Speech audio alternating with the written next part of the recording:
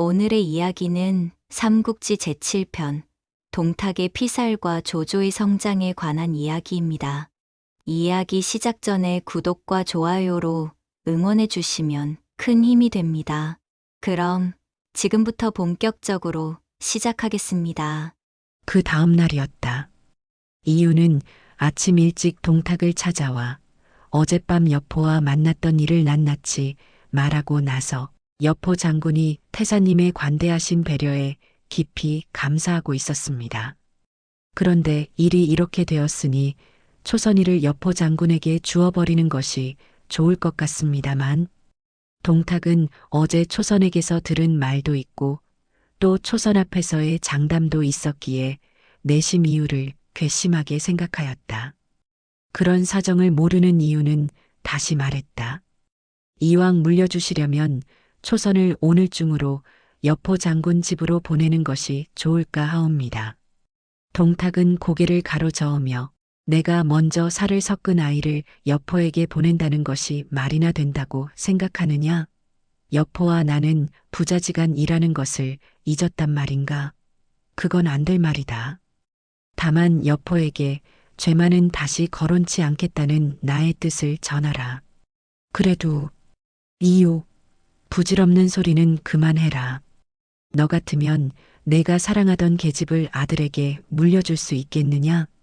이유는 하는 수 없이 밖으로 물러나오며 하늘을 우러러 이렇게 탄식하였다. 아, 우리들은 모두가 그 계집의 농간에 망하게 생겼구나. 동탁이 초선이를 데리고 자신의 사택인 미호성으로 떠나는 날, 문무백관들 모두가 성문 밖까지 나와 그들을 배웅하였다. 초선은 배웅하는 사람들 중에 여포가 끼어 있음을 알자 일부러 수레의 문을 열고 슬픈 얼굴을 내보였다. 여포는 초선의 모습을 보고 한숨을 쉬며 입술을 깨물었다. 이유의 말에 의하면 초선을 나에게 물려준다더니 그것조차도 새빨간 거짓말이었구나. 이제는 이유에게도 원한이 새로워졌다. 그때 문득 여포의 등 뒤에서 인기척이 났다. 장군은 어찌하여 미호성으로 태사를 따라가지 않으셨소? 하고 묻는 사람이 있었다. 돌아자 보니 초선의 양부 왕윤이었다. 태사가 초선이를 데리고 가는데 나를 데리고 갈 리가 있겠소? 여포는 씹어뱉듯이 대답하였다. 왕윤은 짐짓 놀라며 반문하였다. 아니 그럼 초선이를 아직도 장군에게 돌려보내지 않았다는 말씀이요? 왕대감은 그것을 몰라서 물어보시오. 나는 태사께서 초선을 장군에게 보내주신 줄로만 알고 있었는데 그럼 여태 안 보내셨던가요? 늙은 도둑놈이 초선을 도무지 내놓으려고 하지 않는구려. 여포의 대답에 왕유는 다시금 놀라 보이다가 고개를 설레설레 저었다. 설마 한들 태사께서 장군께 대해서야 그럴 리가 있겠소. 태사가 그렇듯이 금수의 행실을 할 줄은 정말 몰랐소이다. 우리 집에 가서 그 일을 좀 의논해 보기로 합시다. 왕유는 한숨을 쉬면서 여포의 손을 잡아 끌었다. 그리하여 여포를 내실로 데리고 들어와 새삼스러이 붕괴하는 빛을 보인다. 태사가 내 딸을 욕보이고 장군에게는 부인을 빼앗았으니 이는 하늘이 노하고 만천하의 사람이 노할 일이요. 이 몸은 늙고 힘이 없어 어쩔 수 없지만 장군 같은 천하의 영웅으로서는 실로 참기 어려운 모욕일 것이요. 여포는 그 소리를 듣자 참고 참았던 분노가 폭발했는지 주먹으로 탁자를 두드리며 울부짖었다. 나도 더 이상은 못 참겠소. 그 늙은 도둑놈을 내 손으로 죽여서 원한을 풀고야 말겠소. 여포 장군, 함부로 그런 말을 마시오. 태사의 귀에 들어가면 큰일 날이다. 그 늙은 도둑놈이 듣기로 뭐가 무섭단 말이오.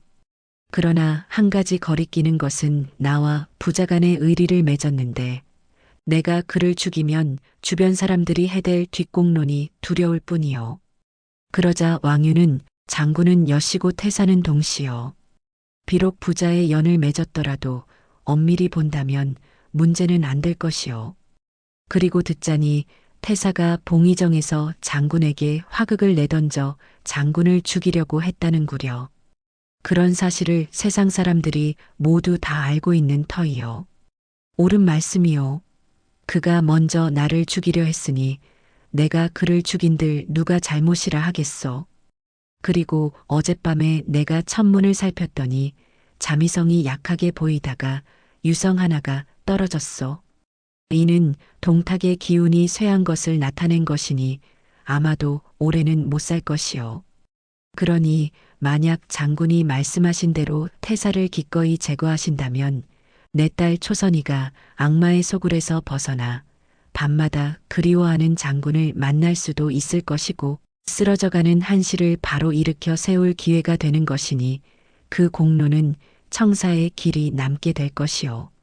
알겠소. 나도 이제는 깨닫고 결심한 바가 있소. 여포는 입술을 굳게 깨물며 결연한 표정을 지었다.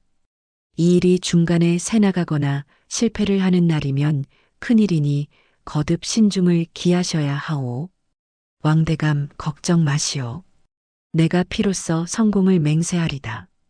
여포는 그렇게 말하더니 칼을 뽑아 왼편 팔을 찔러 피를 내어 보이는 것이었다. 왕유는 그 모양을 보고 여포 앞에 무릎을 꿇고 말하였다. 한나라 왕실이 이제 장군의 덕택으로 바로 잡힐 기회를 갖는 것 같소이다. 비밀의 누설을 삼가하여 부디 성공을 바랄 뿐이요. 여포도 고개를 끄덕이며 비밀을 지킬 것과 성공을 맹세하였다. 여포가 돌아가자 왕유는 평소에 동탁의 악정에 분개하는 사해교의 황황과 복사사 손설을 집으로 불러 여포의 계획을 말해주고 두 사람의 의견을 물었다. 여포의 손으로 동탁을 제거하는 데는 어떤 방법이 좋겠소? 손서가 말한다. 미호성에 가 있는 동탁에게 천자의 가짜 칙사를 보내어 천자의 지위를 물려줄 테니 황궁으로 돌아와.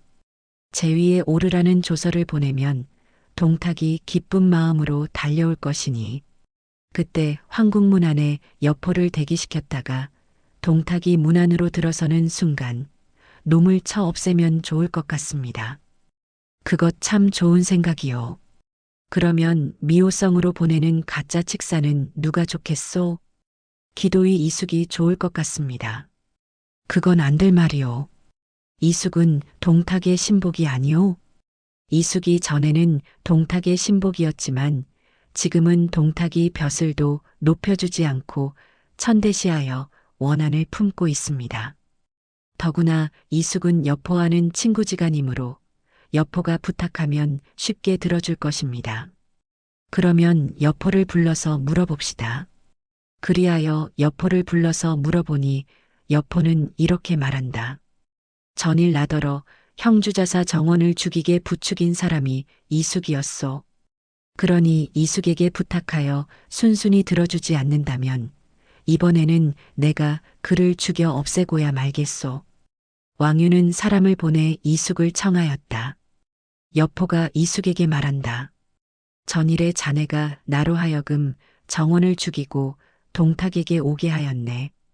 그런데 동탁은 이제는 천자의 자리를 노리고 국정은 악정을 저지르는 데다가 무고한 백성들을 해치고 있으니 나는 왕대감과 협력하여 동탁을 죽이려 하네.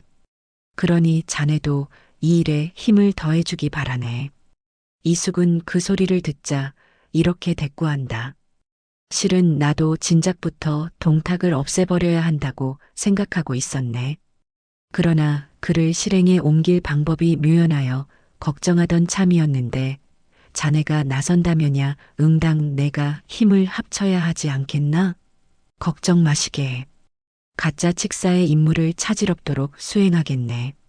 이리하여 동탁을 제거할 계획은 계획대로 추진되었다. 그로부터 이틀 후 이숙은 천자의 칙사를 가장하고 미호성으로 동탁을 찾아갔다.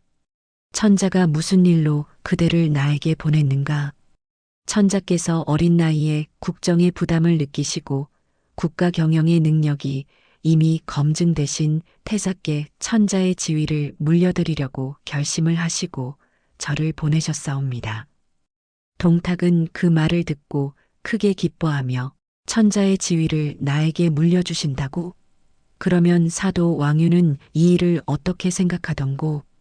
왕윤 대감은 이미 황궁에 드셔서 태사께서 입궐하시기를 기다리고 계시옵니다. 내가 간밤에 용이 몸에 감기는 꿈을 꾸었더니 이런 기쁜 소식을 듣게 되네 그려. 여봐라. 내가 내일 아침 일찍 장안으로 행차를 하겠으니 모든 장수들은 행군 준비를 하여라. 동탁은 부하 장수들에게 이렇게 명령을 내려놓고 초선을 불렀다. 내가 이제 장안으로 들어가 천자가 되거든 너를 귀비로 삼을 것이니 그리 알아라. 하고 호기를 부렸다. 그러나 초선은 모든 계획이 차질 없이 이루어지는 것을 알고 내심회심의 미소를 지을 뿐이었다. 다음 날 아침 동탁은 마침내 축하 악대를 앞세우고 요란스러운 풍악을 울리며 장안을 향하여 아침 일찍 길을 떠났다. 미호성에서 장안성은 100여리에 달하므로 아침에 떠나면 저녁이면 도착할 수 있다. 10여리를 갔을 때 동탁이 타고 가던 수레가 벼랑간 우지직 소리를 내며 옆으로 기울었다. 무슨 일이냐? 동탁이 놀라 물었다. 그러자 수레를 몰던 호위병이 얼굴이 새파랗게 질리며 황공하옵니다. 수레바퀴 하나가 부러졌사옵니다. 뭐? 수레바퀴가 부러졌다고? 마부는 말을 어떻게 몰았기에 수레바퀴가 부러진단 말이냐? 마부란 놈을 당장 목 베어라. 동탁은 크게 노하여 마부의 목을 베게 한 뒤에 이번에는 수레를 버리고 말을 타고 떠났다. 이숙이 그의 뒤를 따랐다. 다시 5, 60리쯤 갔을 때 이번에는 아무런 까닭도 없이 동탁이 타고 있던 말이 벼랑간 놓여온 듯이 앞발을 번쩍 들며 히잉 거리더니 고삐를 자기 입으로 끊어버리는 것이었다. 이숙, 수레의 바퀴가 부러지고 말이 고삐를 끊고 하는 것은 무슨 불길한 징조가 아닐까? 동탁은 불안한 마음에 이숙에게 물었다. 천만의 말씀입니다. 태사께서 제위에 오르시려니까 지금 일어나는 일들은 낡은 것이 새 것으로 바뀌는 길조가 아니겠습니까? 따는 듣고 보니 그렇기도 하군 그래. 동탁은 이숙의 말을 듣고 적이 안심하였다. 이렇게 동탁 일행이 장안성 가까이 이르렀을 무렵에는 그동안 청명했던 하늘이 벼랑간 캄캄해지며 바람이 사납게 불어왔다. 이숙, 이건 또 무슨 징조인가? 태사께서 제위에 오르시려 함에 홍광과 자무가 어우러져 하늘이 위험을 보이는 것이 아니겠습니까? 동탁은 이숙의 말에 고개를 끄덕였다. 동탁 일행이 날이 저물어 장안성에 이르니 문무백관들이 성문 밖에 도열하여 융숭이 영접을 한다. 왕윤과 여포도 그 중에 있었음은 말할 것도 없었다. 원로에 행차하시느라고 고단하시겠습니다. 이번 경사를 축하해 맞이한사옵니다. 이렇게들 반겨 맞아주어 고맙소. 여봐라, 황궁에는 내일 들어가기로 하고 오늘은 승상부에서 쉴 테니 그리 알아라. 행차는 분부대로 승상부로 향했다.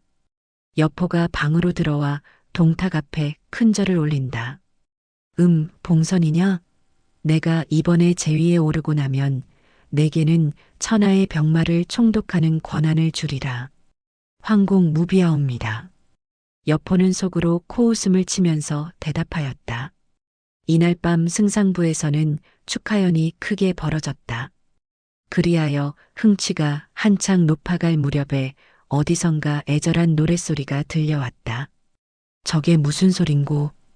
동탁이 잔을 들다 말고 이숙에게 물었다. 아이들이 거리에서 떼를 지어다니며 동요를 부르는가 봅니다.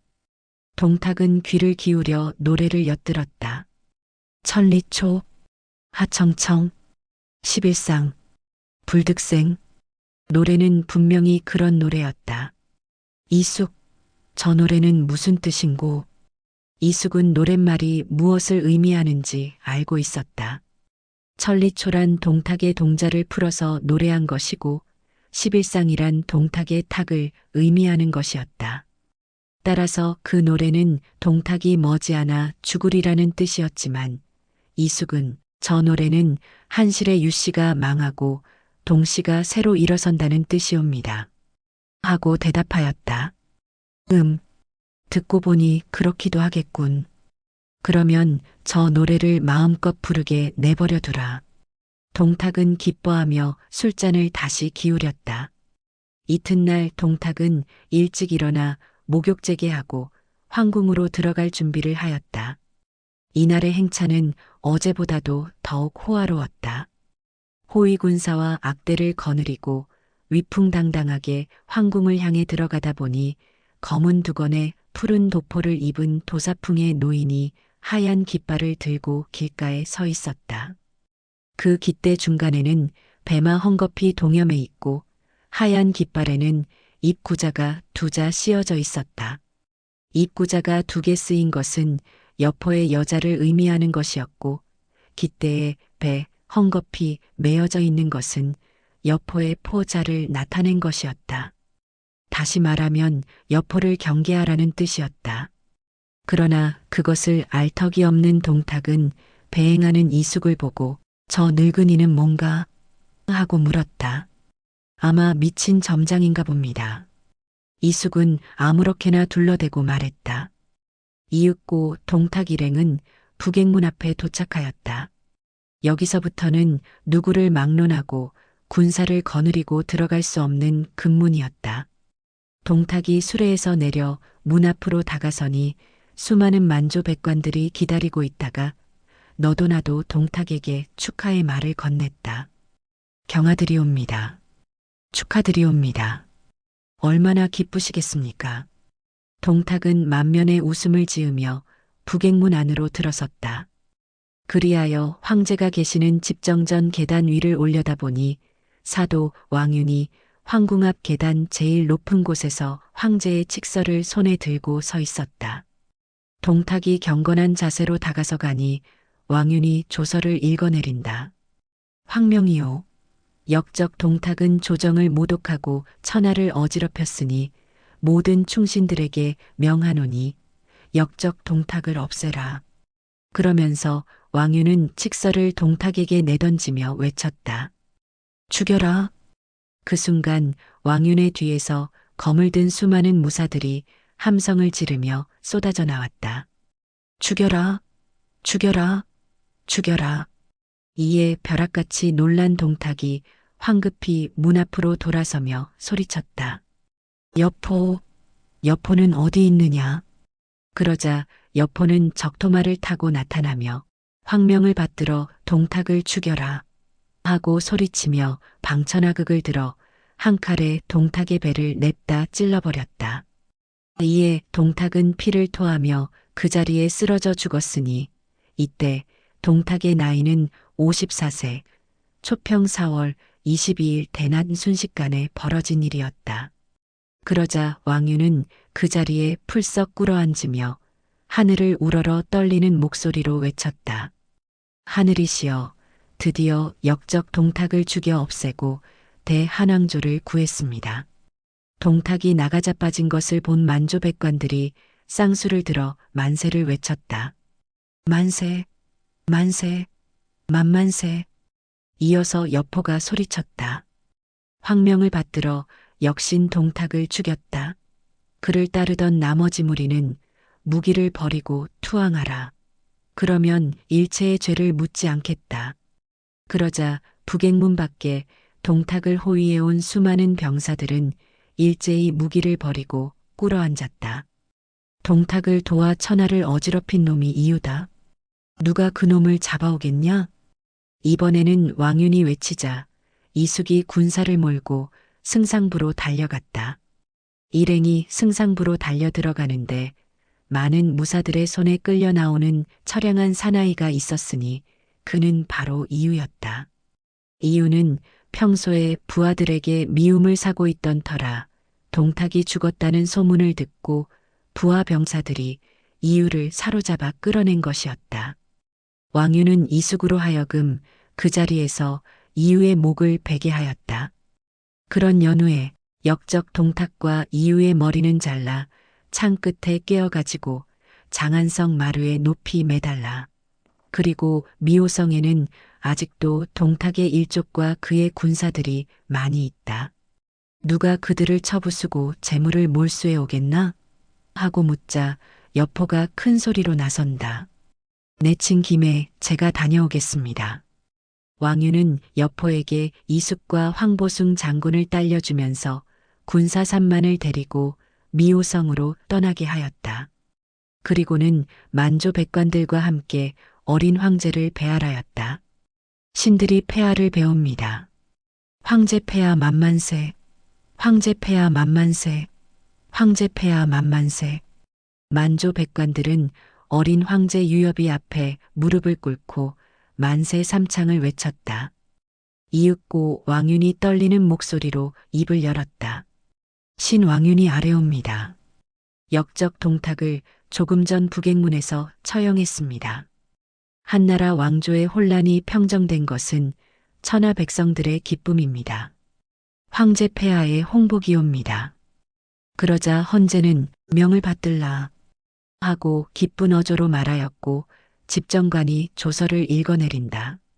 상제의 명으로 왕유는 조정의 태사로 봉해 상국이 행하던 국사를 관장하고 여포는 충운후에 봉하고 군의장군직을 수여한다.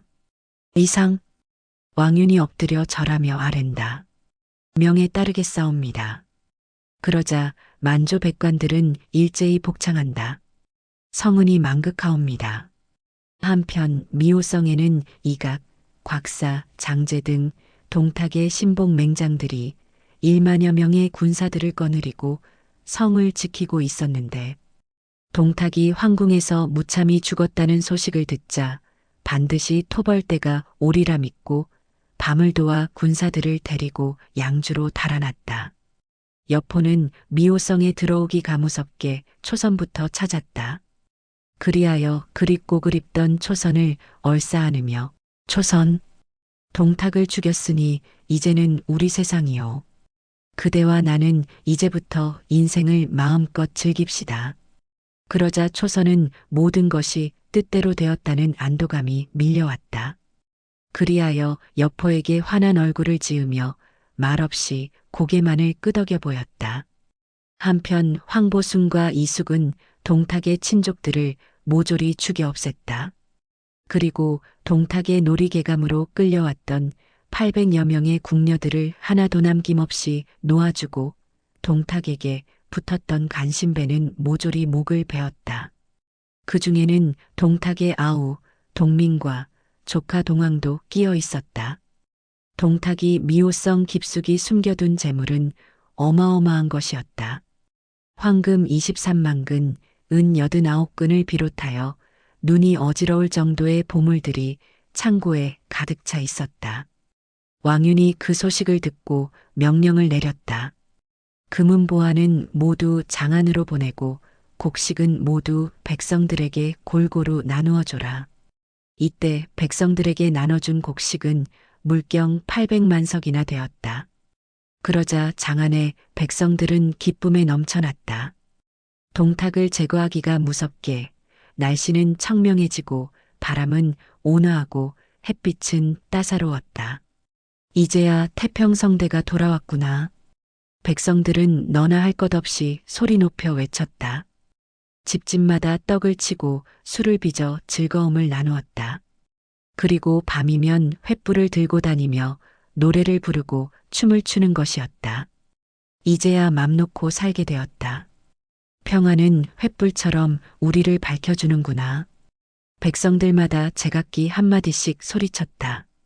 기쁨은 백성들에게만 넘친 것은 아니었다. 태사로 임명된 왕윤도 만조 백관들과 함께 연회를 베풀어 마음껏 즐겼다. 그렇게 흥취와 환희가 한창 무르익어 가는데 벼랑간 누군가 왕윤의 앞에 나타나 깜짝 놀랄 소식을 전한다. 태사님, 괴이한 일이 있사옵니다. 무슨 일이 있단 말이냐? 거리에 나뒹굴고 있는 동탁의 목없는 시체를 부둥켜 안고 통곡을 하는 놈이 있사옵니다. 뭐, 역적 동탁의 시체를 부둥켜 안고 통곡을 하는 놈이 있다고. 어떤 놈인지 당장 잡아 올려라. 왕윤이 크게 노하여 불호령을 내렸다.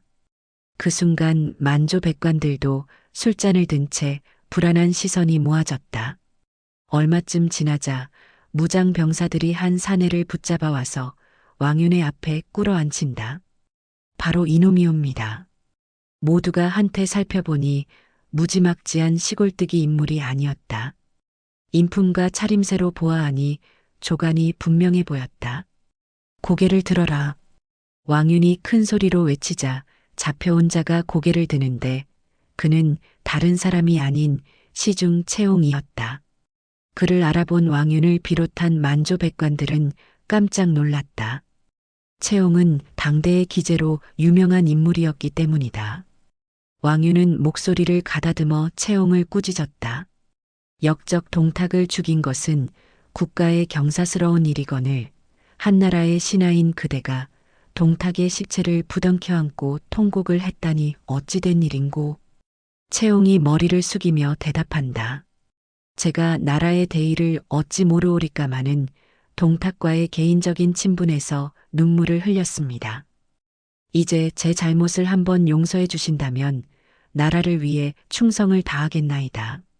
만조 백관들은 모두 그 소리를 듣고 동정에 마지 않았다. 채옹은 재주가 비상한 사람이오니 한 번쯤 용서하고 높이 쓰시는 것이 어떠할까요?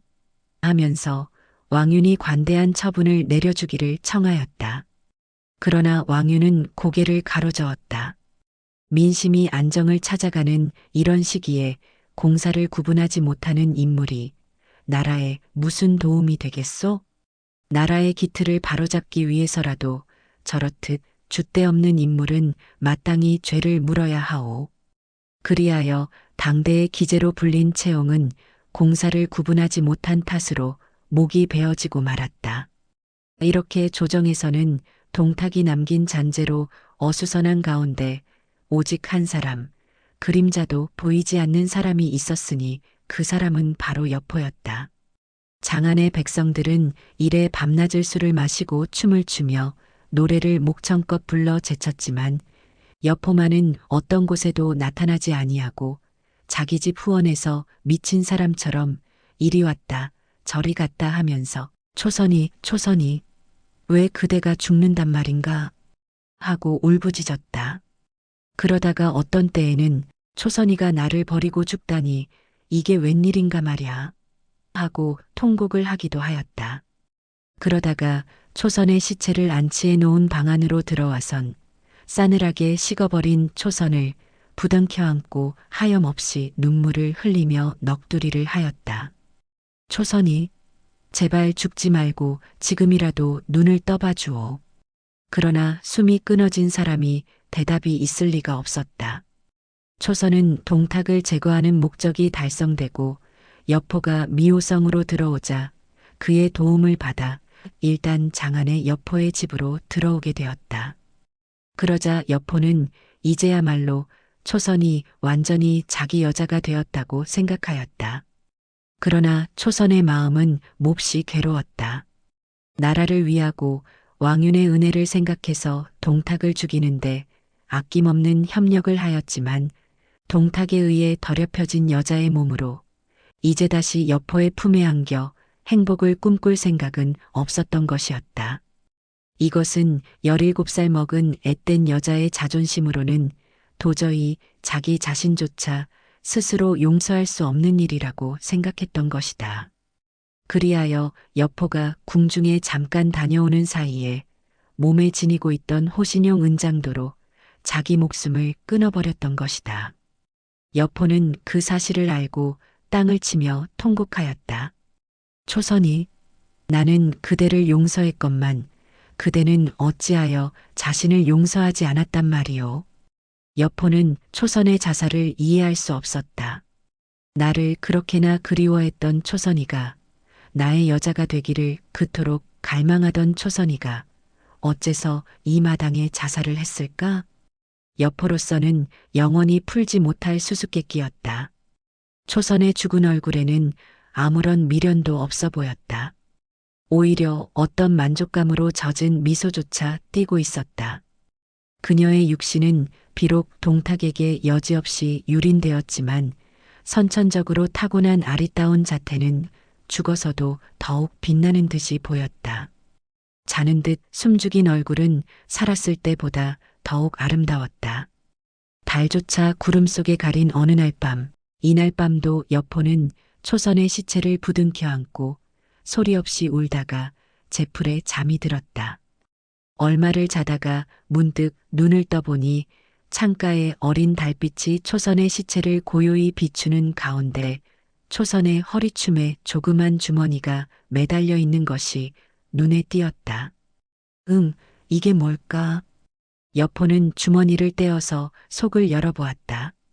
주머니 속에는 한 조각의 거울과 한 편의 사양이 들어 있었고 여러 겹으로 접은 종이 조각이 따라 나왔다. 그 종이 조각을 펼쳐보니 거기에는 다음과 같은 시가 적혀 있었다. 여자의 살결이 약하다고 하지만 거울 대신 검을 품으면 검으로써 마음이 굳세어진다. 나는 스스로 가시밭길을 가련다. 부모 아닌 부모의 은혜를 갚고 나라를 위한 길이라면 악기를 버리고 춤추는 손에 비수를 숨겨들고 역적에게 접근하여 마침내 독배를 올리리라. 들려온다. 죽음에 직면한 이 귓가에 장안의 백성들이 부르는 평화의 노래, 그리고 천상에서 나를 부르는 죽음의 소리. 여포는 단순하고 우악스러운 맹장인고로 처음에는 그 시가 무엇을 의미하는지 몰랐다. 그러나 5번 읽어보고 10번을 읽어보는 동안에 그 시가 무엇을 뜻하는지 알고 크게 놀랐다. 그러면 초선이는 처음부터 계획적으로 나와 동탁가네? 여포는 그 놀라운 사실을 깨닫자 분노를 참지 못하고 초선의 시체를 번쩍 들어가지고 후원의 연못으로 달려가 깊은 연못 속에 초선의 시체를 첨벙 던져버렸다. 그리고 그때부터 초선을 다시는 그리워하지 않았다. 동탁의 참살 소식을 듣고 군사 1만 명을 데리고 미호성을 떠나 양주로 도망을 한 동탁의 신복, 이각, 곽사, 장제, 변주 등은 자신들의 주공인 동탁이 죽어 없어지자 매우 불안하였다. 이러는 와중에 그들은 동탁과 한무리를 이루었던 잔당 모두에게 죄를 묻지 않는다는 장안에서 들려오는 소식을 듣자 그것이 사실인지 알아보려고 왕윤에게 사람을 보냈다. 그러나 왕윤은 그들의 사자를 만나보고 크게 나무라는 실수를 저질렀다. 동탁을 등에 업고 세상을 어지럽힌 내놈들을 어떻게 용서한단 말이냐.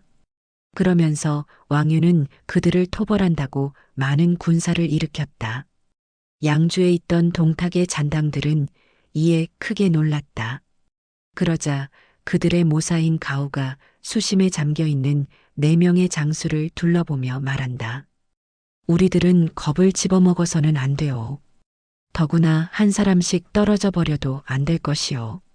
어차피 일이 이렇게 되었으니 우리들은 최후의 순간까지 단결하여 우리 스스로가 선수를 쳐서 장안을 공격하는 것이 좋겠소. 일이 용이하진 않겠지만 우리가 군사를 선택하여 집중한다면 주공의 원수도 갚고 경우에 따라서는 천하를 우리 손에 넣을 수도 있을 것이요. 과연 명하니요. 내 장수는 무릎을 치며 감탄하였다. 때마침 왕윤의 토벌대는 미호성으로 이르는 고을마다 젊은 청년들을 모조리 죽인다는 소문이 퍼져서 일반 백성들은 동탁이나 왕윤이나 하나도 다를 것이 없다는 원망을 해대며 양주로 동탁의 잔당을 찾아오기에 이르렀다. 그리하여 이각의 수하에는 잠깐 사이에 10만이 넘는 병사가 새로 생겼다. 게다가 서량을 지키고 있던 동탁의 둘째 사위인 중랑장 우보까지 훈련이 잘된 군사 5천여 명을 데리고 합류하였으니 예전의 동탁의 군세에 견줄 만큼이나 규모가 커졌다. 이에 이각은 크게 용기를 얻어 대군을 거느리고 장안성 원정길에 올랐다. 그러나 도중에 왕윤의 토벌대와 부딪히자 그들은 기가 질려버렸다. 그럴 수밖에 없는 것이 토벌대의 총대장이 천하무적의 여포라는 말을 들었기 때문이었다. 그러자 모사 가우가 말했다. 우리가 여포와 밝은 대낮에 부딪히는 것은 불리하니 야간에 기습하는 것이 좋겠소. 과연 그날 밤 기습을 하여 보니 토벌대는 의외로 형편없이 약했다. 그도 그럴 것이 토벌대 선봉장은 여포가 아니라 동탁을 죽일 때 가짜 칙사로 왔던 이숙이었기 때문이다. 이숙은 기습을 당하여 많은 군사를 잃어버리고 30열이나 후퇴를 하였다. 후군을 지휘하던 여포가 그 소식을 듣고 크게 노하며 달려와 첫 번 싸움에 참패를 하면 전체 사기에 영향이 크니 그런 자는 엄벌에 처해야 한다. 하고 이숙을 현장에서 방천하극을 들어 한 칼에 몸뚱이를 두 동강 내버렸다. 그리고 나서는 몸소 군사를 이끌고 토벌의 길에 올랐다. 여포가 맨 처음에 마주친 적장은 우보였다. 우보는 여포와 두세 합싸워 보더니 도저히 여포를 당해낼 수 없음을 깨닫고 허겁지겁 도망을 치면서 신복 부하인 호저가에게 소리쳤다.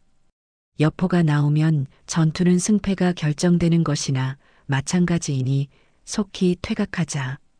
이리하여 우보와 호저가는 부하들을 몰고 도망을 치기 시작하였다. 그러자 여포가 무섭게 쫓아오는데 호저가는 금방이라도 여포의 방천하극의 제물이 될 것만 같았다. 그렇게 뒤도 돌아보지 않고 도망을 치던 호저가는 순간 등 뒤에서 자신의 주인인 우보의 목을 잘랐다.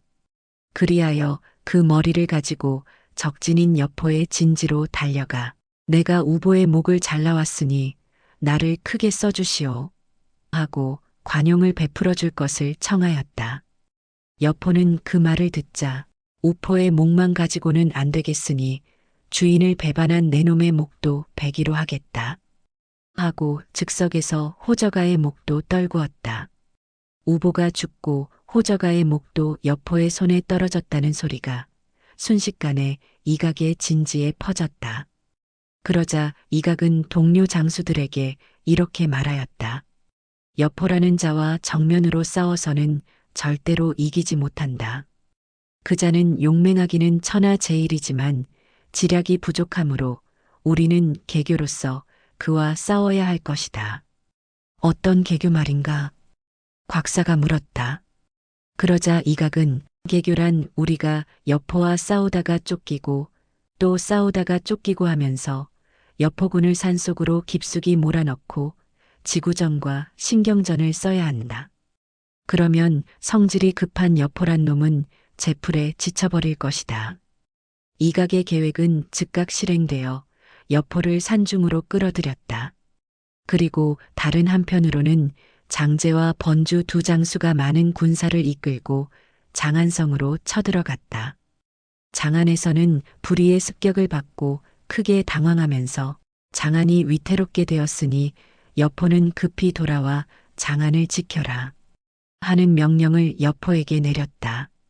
여포가 명령을 받고 장안으로 회군하려 하자 이번에는 쫓겨갔던 이각과 곽사의 군사들이 반격을 해왔다. 공격을 당하고 보니 여포도 싸우지 않을 수 없었다. 싸우려면 쫓겨가고 돌아가려 하면 뒤에서 습격하고 그야말로 약이 오를 지경이었다. 여포는 이런 모양으로 산중에서 오도 가도 못하는 혼란에 빠진 채 여러 날을 보냈다. 그 사이에 장제와 번주는 장안성에 육박하였다. 장안성은 철옹성 같은 외성에 둘러싸여 있었다. 장안성은 제 아무리 용맹한 군대가 공격을 하더라도 성문만 걸어 잠그면 타고 넘기가 어려운 견고한 성벽으로 쌓여 있어서 장안의 백성들은 그런 성벽만 철석같이 믿고 있었다. 그러나 장안성을 에워싼 장제와 번주가 야음을 틈타 공격을 개시하려 하자 시종 하나가 급히 달려와 어린 헌제에게 아랜다. 제 아무리 반역의 무리라도 설마 천자를 몰라볼 리가 만무하오니. 천자께서는 친히 선평문 누상에 오르시어 이 난리를 멈추도록 황명을 내리심이 좋을 듯 아뢰옵니다. 하고 품하였다. 헌제는 태사 왕윤을 비롯한 측근 백관들과 함께 선평문으로 무거운 옥보를 옮겼다. 그리하여 누각에 높이 오르자 낭군은 천자의 황계를 보고 크게 놀란다. 천자님이시다. 헌제께서 누상에 납시셨다. 낭군들조차 누상을 올려다보며 제각기 외쳐대었다. 헌제는 누상에서 굽어보며 이렇게 분부하였다. 그대들은 어찌하여 나의 허락도 없이 장안으로 밀려들었느냐? 그러자 장제가 소리 높여 대답한다. 황제 폐하, 돌아가신 동탁태사는 폐하의 충신이었고 국가의 공신이었사옵니다. 그렇건만 아무런 까닭도 없이 왕윤 일파가 강계로서 태사를 참살하고 그 시체는 무참히도 거리에 뒹굴게 하였사옵니다.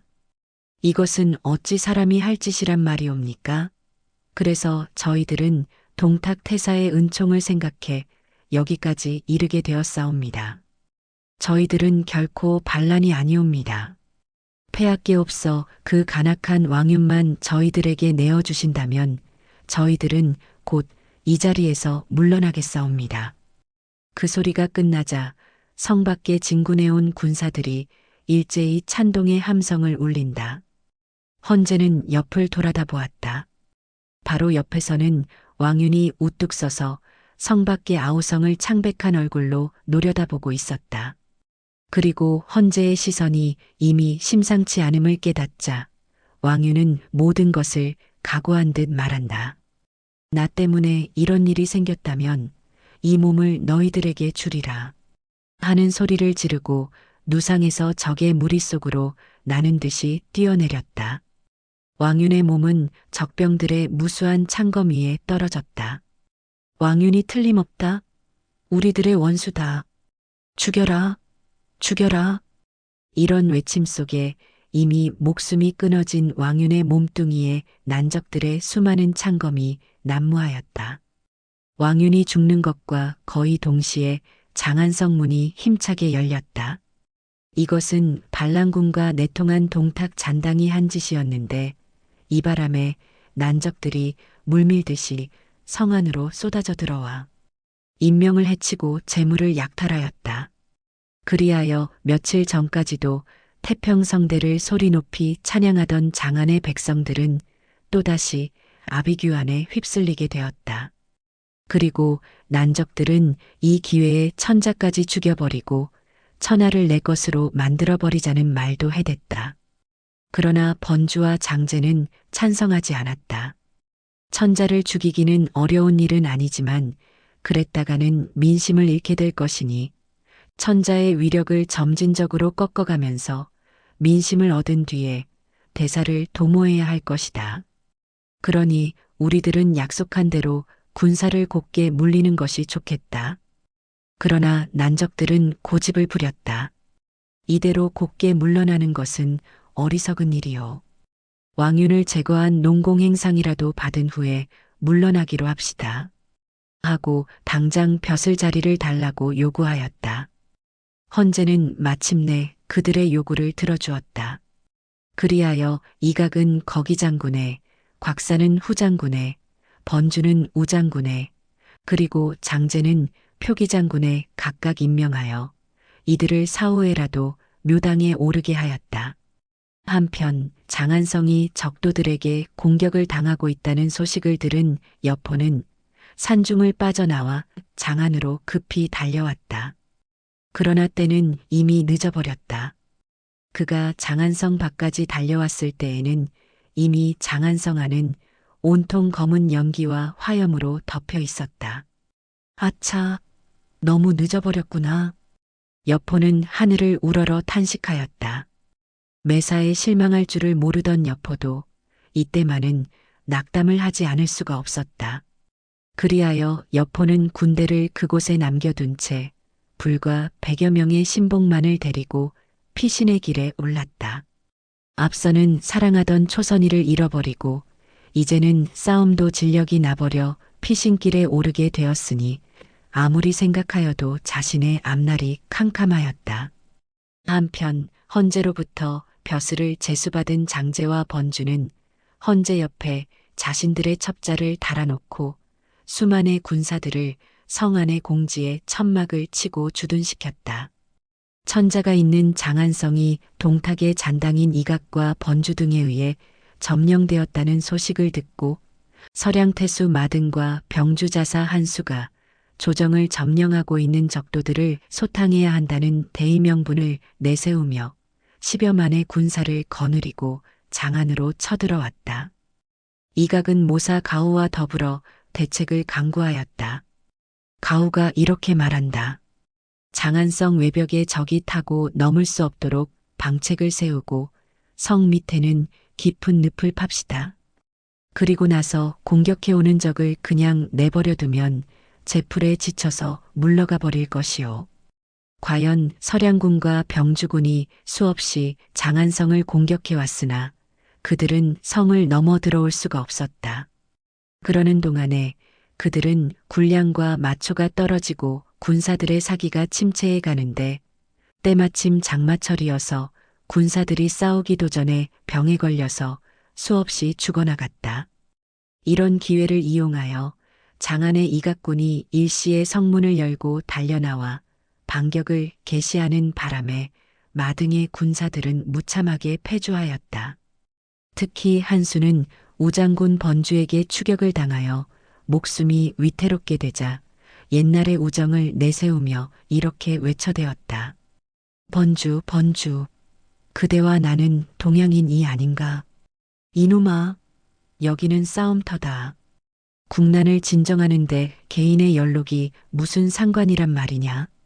그대가 나라를 위해 싸운다면 나 또한 나라를 위해 싸운다. 나는 죽어도 괜찮지만 지금 퇴각하고 있는 내 부하 군사들만은 추격하지 마라. 번주도 그 말에는 동감했던지 더 이상의 추격은 하지 않았다. 바로 그 다음 날이었다. 장안에서 승전 연락이 베풀어졌을 때 이각은 번주가 적장을 추격하지 아니하고 곱게 돌려보내준 데 대한 책임을 묻고 번주, 너는 배반자다 하고 외치며 번주의 목을 한 칼에 베어버렸다. 표기장군 장제는 그 광경을 보고 몸을 떨며 땅에 주저앉았다. 그러자 이각은 그를 붙들어 일으키며 번주가 한수의 군사를 곱게 돌려보내 주었다는 사실은 나의 조카인 이별의 밀고가 있어서 알게 된 것이니 그대는 이번 일에 두려워하지 마라.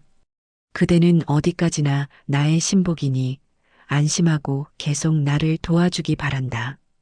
하고 말하며 번주의 군대에 대한 지휘권을 장제에게 돌려주었다.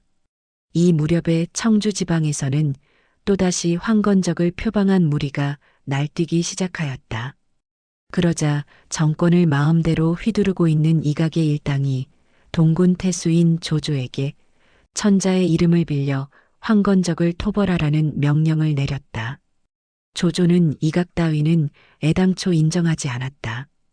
그러나 천자의 이름을 빌려 내려온 명령을 거역할 수는 없어서 즉시 군사를 일으켜 황건적을 소탕해 버렸다.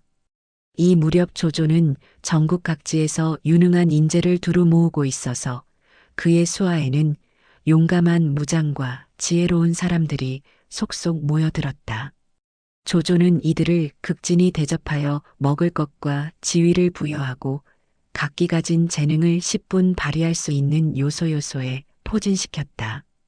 조정에서는 황건적을 토벌한 조조의 공로를 치하하며 그에게 진동장군을 제수하였다. 그러나 실상 알고 보면 조조로서는 그런 명예보다는 그가 거둔 실리가 훨씬 더 컸다. 황건적을 토벌하기 얼마 전에는 그의 휘하로 투항해 온 병력만도 3만여 명이나 되었고 점령지에서 새로 지원한 병력까지 합하면 물경 10만에 가까운 병사를 거느리게 되었다. 그리고 새로 점령한 제북과 제남은 토지가 비옥하고 물산이 풍부해서 재정적으로도 넉넉하게 되었다.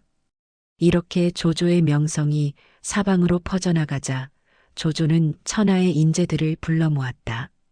그 중에는 항고조 시대의 장자방 못지않게 지혜로운 순욱이라는 사람도 있었는데 그는 조카 순유를 데리고 조조의 진지를 찾아왔다. 순욱은 본래 원소의 수하였으나 조조의 전공에 감탄하여 스스로 찾아온 것이었다. 조조는 순욱을 만나보고 크게 기뻐하였다. 귀공을 대하니 나는 장자방을 얻은 것만 같구려. 조조는 순욱을 그 자리에서 행군사마로 삼았다. 순욱의 조카 순유도 병법의 밝은 학자로서 일찍이 황문시랑이라는 벼슬을 지내다가 그 자리를 버리고 고향에 돌아와 있다가 순욱의 권유를 받고 함께 조조를 찾아왔던 것이다. 조조는 순유에게 행군교수라는 벼슬을 주었다. 그뿐만이 아니었다. 산중에 칩거한 정욱과 초야에 묻혀있던 곽과 같은 사람도 인물이 비범하다는 소리를 듣고 손수 사람을 보내어 그들을 불러 모았다. 그리고 진류에 있는 전이 같은 인물은 수백 명의 군사들을 거느리고 찾아와 조조에게 충성을 다할 것을 맹세하였다. 특히 전이는 키가 1장이나 되어 80근짜리 창검을 회초리 다루듯 가볍게 내두르는 천하의 장사였다. 그 밖에도 정욱의 청거로 유명한 무사유엽과 만총 같은 사람도 모여들었다. 그리하여 조조의 세력은 좋기 천하를 호령하는데 부족함이 없을 정도가 되었다. 세도가 이쯤 되고 보니 조조는 오래 떨어져 있던 늙은 부모를 생각하지 않을 수 없었다. 조조의 아버지 조승은 고향에서 난리를 피해 낭야에서 살고 있었다. 나의 부친을 이리로 모셔오도록 하라. 조조는 태산태수 응소에게 명령을 내렸다. 조승은 둘째 아들 조덕과 함께 일가 친척 40여 명과 종자 100여 명을 데리고 가장진무를 실은 수레 100여 대를 뒤따르게 하고 아들인 조조가 있는 연주로 길을 떠났다. 이들이 지나는 곳에 서주 태수 도겸은 연로한 데다가 최근에 악화된 해소병으로 병석에 누워 있었는데 아들 도공이가 달려와 말한다. 아버님, 조씨 어르신이 오셨습니다. 조씨 어르신이라니? 조조의 부친인 조승이 우리 서주를 지나 연주의 조조에게로 간다고 합니다. 그래. 그러면 당장 의장을 갖추고 주연을 준비해라. 그리고 왕궁의 예로서 조승을 영접해라. 아니. 내가 직접 나갈 것이다. 도겸이 기침을 거듭하며 쉰 목소리로 말을 하고 나서 병석에서 무거운 몸을 일으켰다. 그러자 도공이가 가까이 다가오며 손을 내저으면서 만류한다. 아버님, 이런 몸으로 어찌 나가시겠다고 그러십니까? 소자가 대신 다녀오겠습니다. 하고 말했다. 그러자 도겸은 매우 못마땅해 하면서도 마지 못한 소리로 애야, 조조의 부친이 온다고 하지 않느냐? 그러니 내가 어찌 직접 나가지 않을 수 있겠느냐? 그간 조조하고는 왕래도 없었으니 그저 예만 갖추면 될 텐데 왕궁의 예까지 갖춰야 합니까? 아들은 병석의 아버지가 조조의 아버지 조승의 등장으로 화들짝 놀라며 아픈 몸을 일으킨데 대하여 일말의 의구심을 가지고 만류하였다. 그러자 도겸은 난들 좋아서 그러느냐? 어쩔 수 없어서 그러는 게야. 아들아, 우리 서주는 아주 취약한 곳이다. 북쪽에는 원소, 동쪽에는 원술, 거기에다 조조까지. 이들은 모두 우리 서주를 노리고 있어. 더구나 우리는 군사력이 약해서 어떤 제후에게도 밉보이면 안 된다. 알겠느냐? 그러자 아들은 다시 고개를 갸웃하면서 묻는다. 그들 모두가 서주를 노린다는 것을 아시면서 어찌 왕궁의 예를 갖추란 말씀입니까? 이런 쯧쯧. 각 제후들 중에 조조의 군사력이 막강한 데다가 위치상으로도 조조가 우리에게 가장 가깝고 또 대업의 야심도 가장 왕성한 자이기 때문에 우리가 없애려도 없앨 수가 없고 이기려 해도 이길 수가 없는데 어쩌겠느냐. 그러니 이런 기회에 그들에게 은혜를 베풀어서라도 우리의 우방으로 만들어야만 비로소 우리 서주의 평화를 지킬 수가 있는 것이다. 병석에서 몸을 일으킨 도겸은 불편한 몸으로 아들에게 조목조목 말해주었다. 알겠습니다.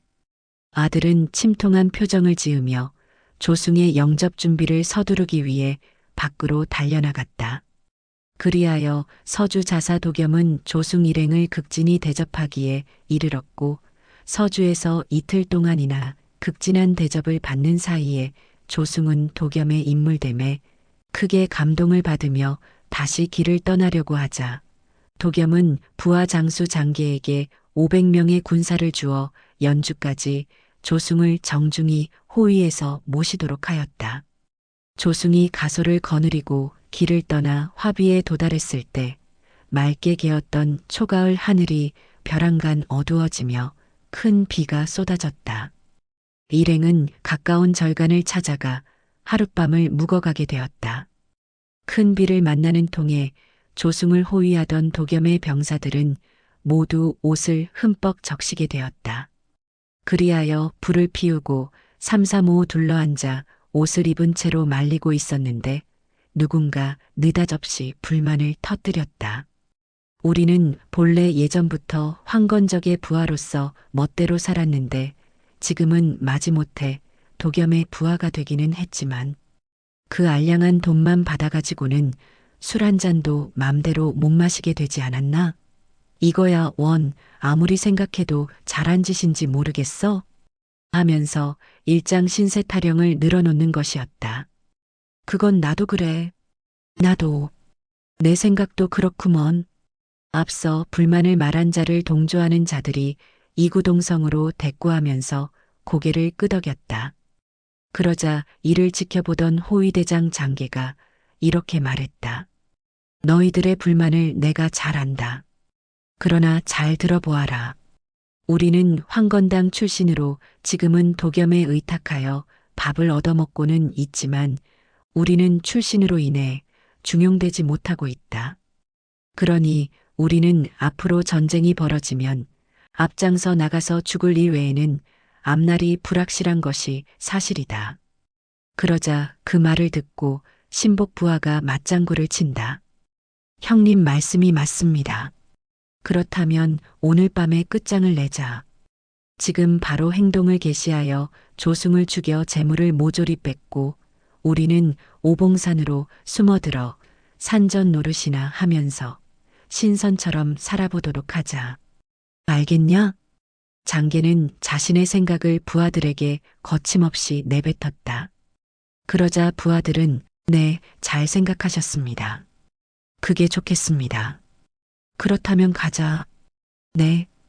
이들은 즉각 자리를 박차고 일어나 조승 일행이 자고 있는 숙소에 난입하였다. 이게 무슨 일이냐?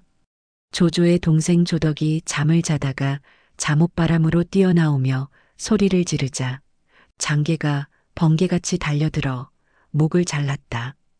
그와 동시에 여기저기서 앗! 으악! 사람 살려라!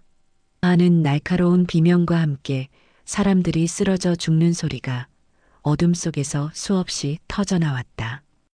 호위의 임무를 띠고 오던 군사가 졸지에 약탈의 폭도로 돌변해버린 것이었다.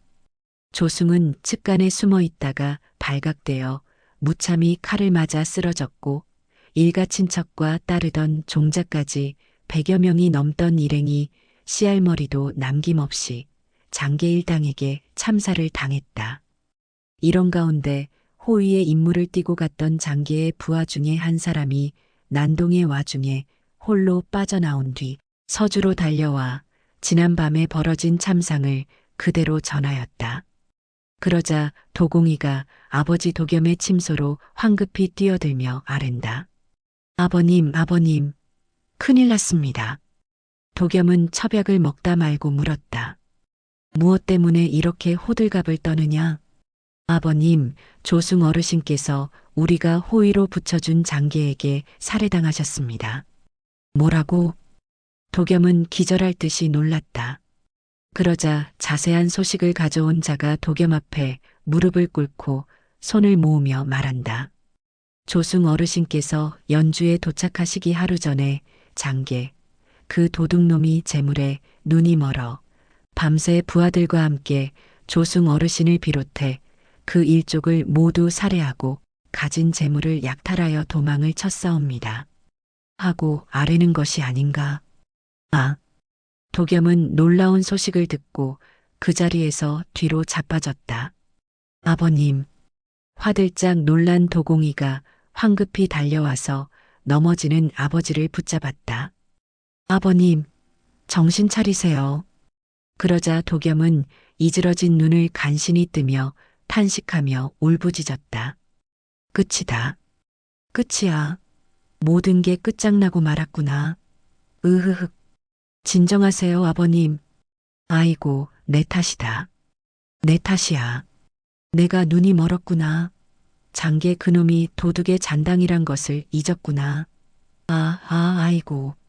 난 그저 조조와 잘 지낼 생각이었는데 일이 될 줄을 어찌 알았겠느냐. 이제는 큰 화를 부르게 생겼구나. 아으. 세상에 서주는 이제 끝장이다. 끝장이야. 도겸은 실성한 사람처럼 허공을 향해 팔을 휘저으며 외쳐댔다.